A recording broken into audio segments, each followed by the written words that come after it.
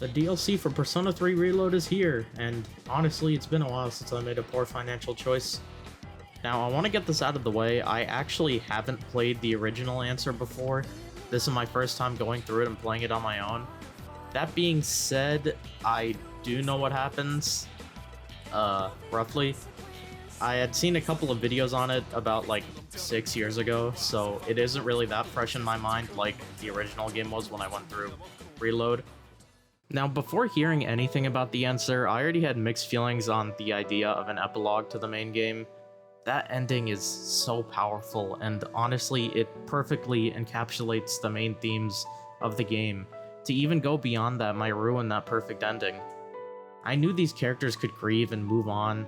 After all, I spent a lot of time with them, so before playing the answer, I thought I wouldn't like it and would find it an unnecessary add-on that just serves to tell us what we already know, but at least I'll enjoy the gameplay. But surprisingly, I ended up actually kinda liking the story, and disliking the gameplay. Yeah, I was a bit surprised myself, but let me explain what I mean. The way the story is structured really hurts the narrative they're trying to tell. So we have the first act, where we see how everyone is acting after the loss. Fuka is trying to hold everyone together, Aigis is super disconnected from it all, etc. It's their final day at the dorm, but then time loops and they're stuck on March 31st. And then another anti-shadow weapon tries to kill everybody. It's supposedly trying to protect Aigis, but then this is when Aigis awakens to the wildcard ability, being able to wield multiple personas just like you were able to. Now, I don't remember everything about the original, but Aigis' awakening is one that has stuck in my mind all these years. And oh my god, her awakening in the original is so much cooler. Just the shot of her original persona coming through the portal and then changing to Orpheus, it's fantastic. But in Reload, I honestly didn't even notice her original persona in there the first time. It just kind of breaks while it changes to Orpheus. While it looks more flashy, it definitely loses the iconography the original had, but oh well, I guess. After that we get some exposition, and then you're free to explore the main dungeon in this game, the Abyss of Time. That also means we're now in the second act, which I feel actively cripples this experience. Persona's gameplay loop works really well. You explore the dungeon, and then you go back to your school life. This works extremely well because it's always keeping the game fresh, while also having that ongoing story, as well as the social link stories to keep you engaged for the long runtime. The answer, on the other hand, is just the dungeon part. There are little scenes that you get at the end of each door, but they're always stuff that we already know or have been told in the past in the base game, so there's nothing really to keep you engaged besides the gameplay. And trust me, I love Persona's gameplay, but there's only so many times I can engage in the same loadout for the dungeon before it becomes tedious. It's not like the base game where each block of Tartarus has its own unique generation. Instead, each door has 2 types of generation, and then they start repeating after the first couple of doors. So by the halfway point, you'll have basically seen all the game has to offer dungeon-wise. They tried to implement a fix for not having social links, but all this leads to are scenes that feel forgettable and add nothing to the story.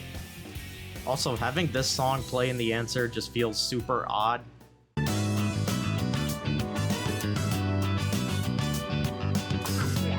How would I fix this? Well, just cut the dungeon crawling in half. No, seriously, halfway through one of the doors you have a boss fight, and then you get to go through the other half to get to the actual door.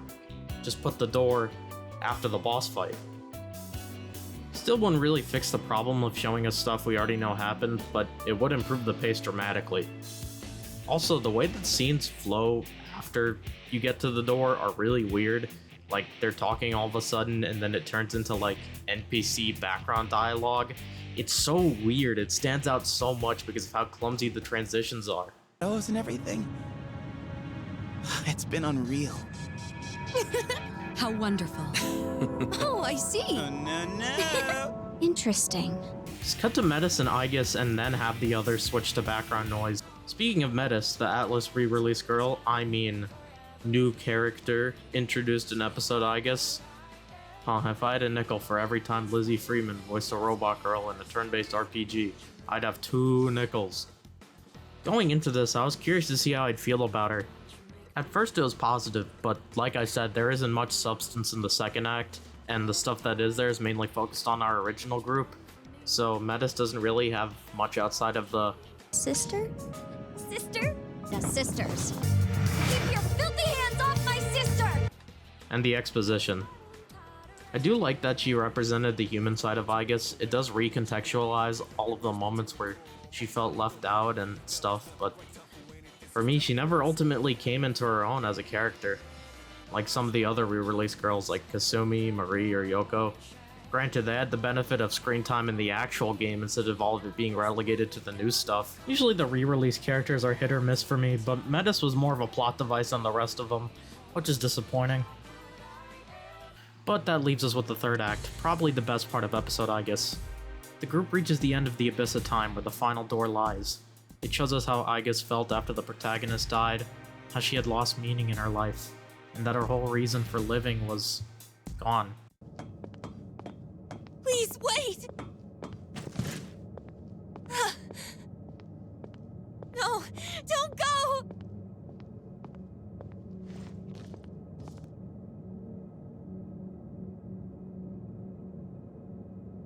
I promised to protect you.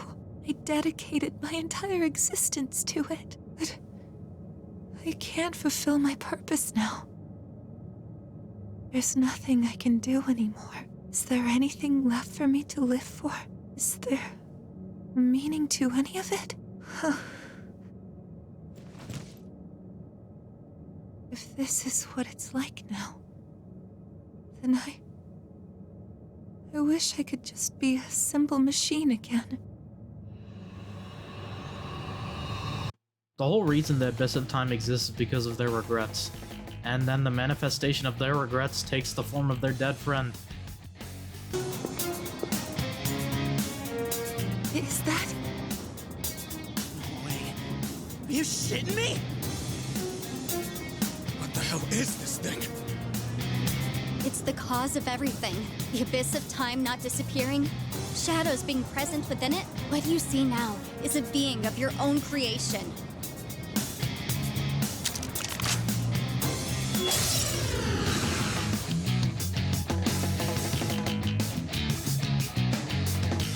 So, this is the form of our regrets. Ryuji, I think I can... The fight's nothing to write home about, but the fact that he switches between their personas is pretty cool.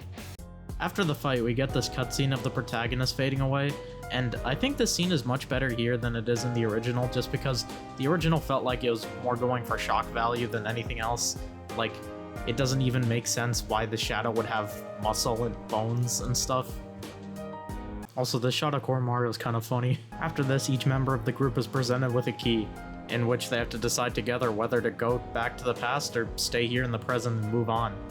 They decide to head upstairs to decide what to do, but their decision-making is fast-tracked when fissures appear on the floor, and Metis says if they reach the door, they might not be able to get out. Ken and Akihiko decide pretty quickly that they want to move on. Mitsuru and Yukari decide that they want to go back, and Junpei and Koromaru are neutral, I guess. The groups themselves make sense, but having essentially two team neutrals seems redundant. I understand why they wanted an even split, even though Fuga is with Aigis, so it's not really even. But maybe Junpei and Koromaru should have been a third option of just staying in the Abyss of Time so you wouldn't have to worry about the past or the future. Obviously in this version it wouldn't be falling apart, and it's still not a perfect choice, but I think it's better than just being neutral, because there isn't really a reason as to why Koromaru and Junpei don't just join Aigis and Metis. Akihiko and Ken make sense together, as they both not only want to honor your sacrifice and move forward, but they also want to do it for Shinji too. And at first I was surprised that Yukari and Mitsuru were together. Yukari wanting to go back makes sense. She's been bottling up all of her grief and hasn't really had time to process the tragedies she just went through. I was surprised that Mitsuru also wanted to go back in time, but the more I thought about it, the more it made sense. She could not only save you, but possibly her father too. So the group can't decide what to do, so they decide to fight. And while they do resort to violence a bit quick, it is kind of believable that they would fight over this. Cease as a group isn't extremely close, at least not as close as the investigation team or the Phantom Thieves, and the remake doesn't really do anything to address that. So, fight it is, I guess. So we have to fight our friends, which does lead to a pretty fun set of battles, and this banger.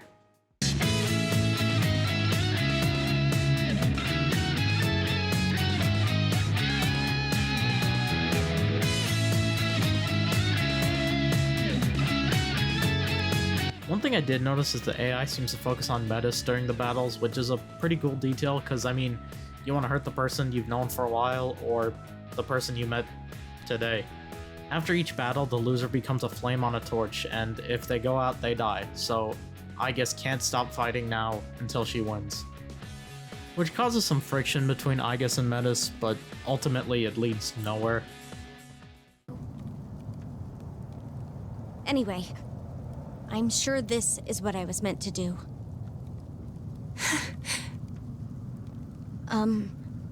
Sister? Don't call me that. You're not my sister. Do you hate me now? But that doesn't matter. You're still more important to me than anything, so I won't stop. Even if you hate me for it. I will protect you, no matter what.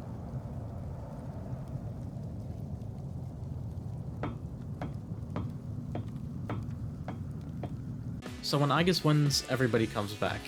Now, I expected there would be a choice here, whether to go back or move forward, but as I kept going through the fights, Aigis realizing what she has to do on her own is much better than some half-hearted attempt at a bad ending where you go back to the past.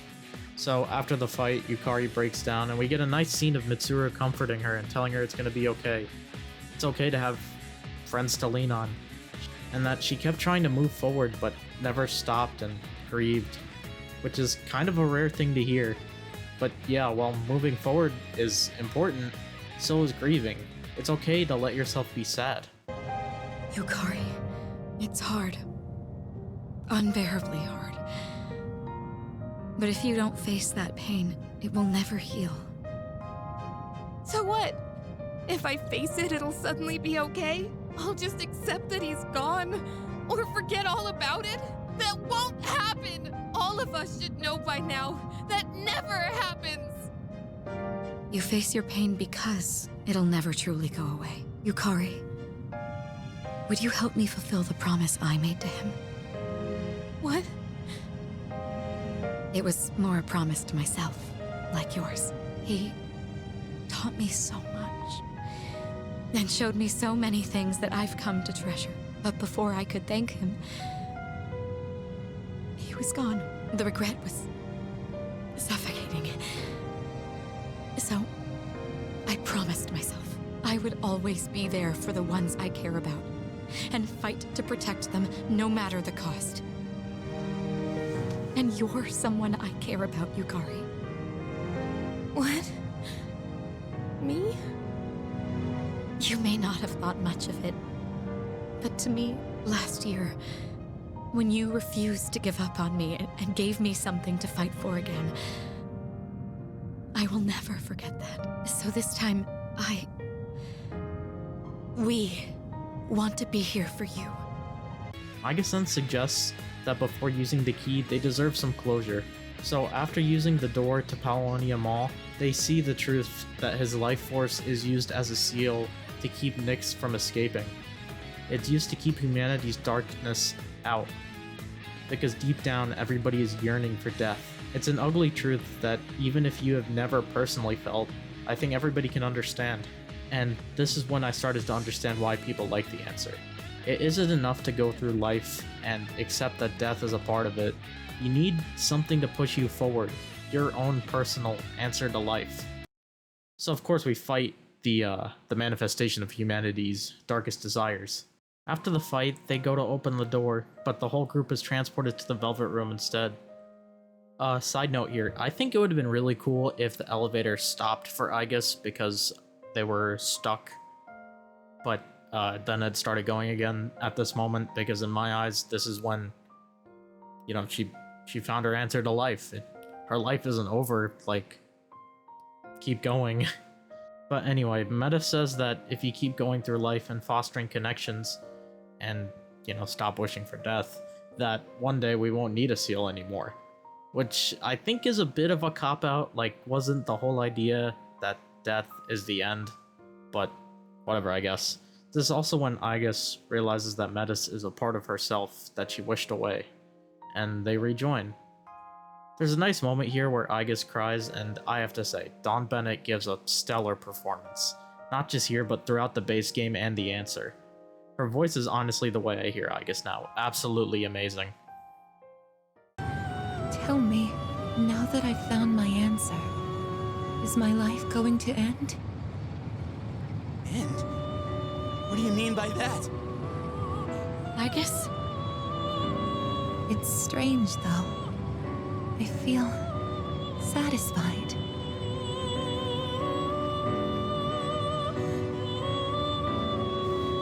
Wait, Aigis, are you...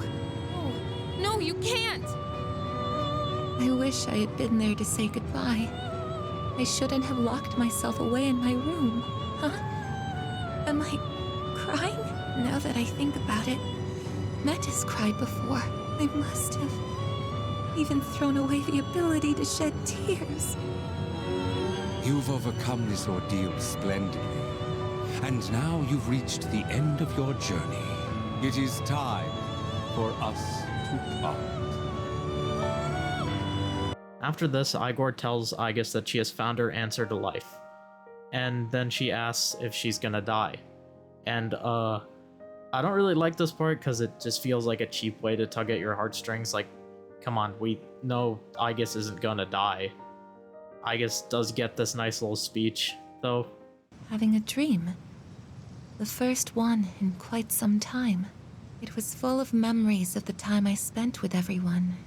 And strength of heart, when united, is barred by no door. It's nothing. Painful goodbyes may be one of the most difficult aspects of living, but I believe that spending time with those who care about you is one of the most joyous. I really am lucky to have such wonderful friends. But yeah, that fake death scene was dragged out for way too long. The next morning, Aigis decides that instead of going back to the lab, she wants to keep going to school. And we get this nice animated scene.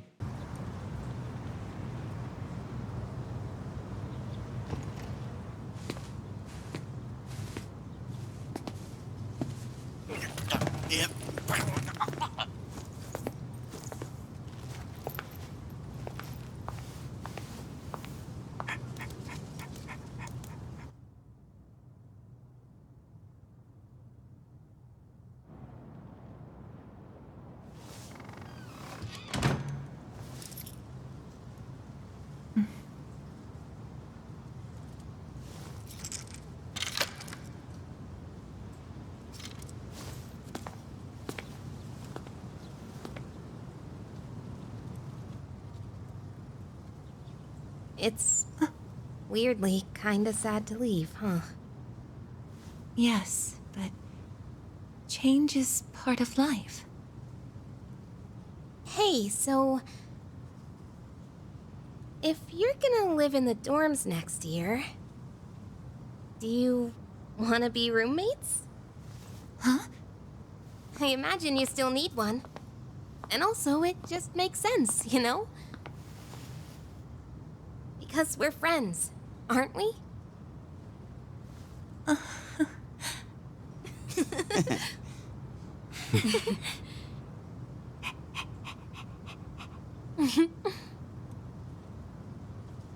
Yeah, let's do it!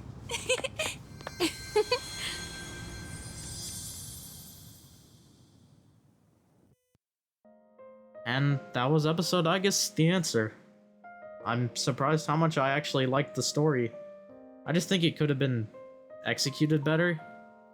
I mean, just writing this helped me realize how much of the actual story is right at the end instead of woven throughout. But oh my god, this was not worth $35. Now, I'm not inherently against DLC. Some of my favorite games have DLC, like Xenoblade 2 and 3. Both have similarly priced DLC at $30, with Torn of the Golden Country and Future Redeemed. But those expansions are priced at $30 here in the US, and not only come with new story, which is about 20 to 30 hours, they include a new map, new gameplay mechanics, and they include at least 2 new outfits for everybody, not including recolors, new classes / blades, a new challenge mode. On the other hand, we have Reload's expansion pass, which has music from the other games, a set of costumes for everybody, and Episode Aigis, which personally took me 15 hours to beat, and that's $35, which may not sound like a lot, but then you remember that base game Reload is already $70. Now, that wouldn't be that big of an issue. Yeah, I mean, sure, it's a bit overpriced, but whatever, I guess. But then you remember this is a remake, and this expansion pass includes content from a previous release. Like, come on, we call out companies like Ubisoft for their scummy gold editions, and if you add all the DLC from Reload, those prices start to look pretty similar. Not to mention the fact that this is a remake. You know how many people would freak out if the upcoming Sands of Time remake cut something off and sold it as a DLC? You don't let them get away with it, why should we let SEGA and Atlus get away with it as well? And yeah, I realize I'm part of the problem. I bought this DLC, but I don't feel comfortable putting a video out on a product that I have not bought myself and experienced. I bought it to tell you it was a waste of money. And just the fact that they sold the answer as DLC instead of it being part of the game at launch is just such a scummy move.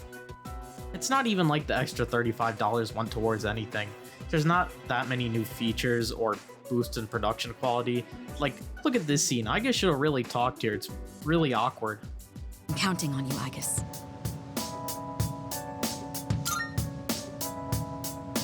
That's what I like to hear. And you can count on me to bring back results too. Or just added more to do in the dorm, like having minigames or something. Hell, they could have just reused some of the minigames from Persona 5 and made it like the Thieves' Den. Or just added just something like that. It would have been a cool addition. It was a cool addition in that game, but nope, the dorm is just the area you come back to and rest, and then experience those weird social links. Not saying stuff like that would excuse it as DLC, but it would definitely soften that $35 blow to your wallet. I mean, there's some new music and there's a new opening for it, but come on, that's the bare minimum. I haven't even brought up the female protagonist being cut. I already talked heavily about that in my previous video. I don't really like the direction of Atlus, or for that matter, SEGA in general right now. I mean, come on, $20 for New Game Plus on Infinite Wealth? Seriously, that's just a basic feature. I pray we do not see a re-release of Persona 3 Reload with the female protagonist. I know I and many others wanted that, but the opportunity is now long gone. Atlus, you make really good games with really compelling characters and stories that touch your players' hearts. I would love to put Atlus up there with some of my favorite developers, but it's hard to knowing they do stuff like this.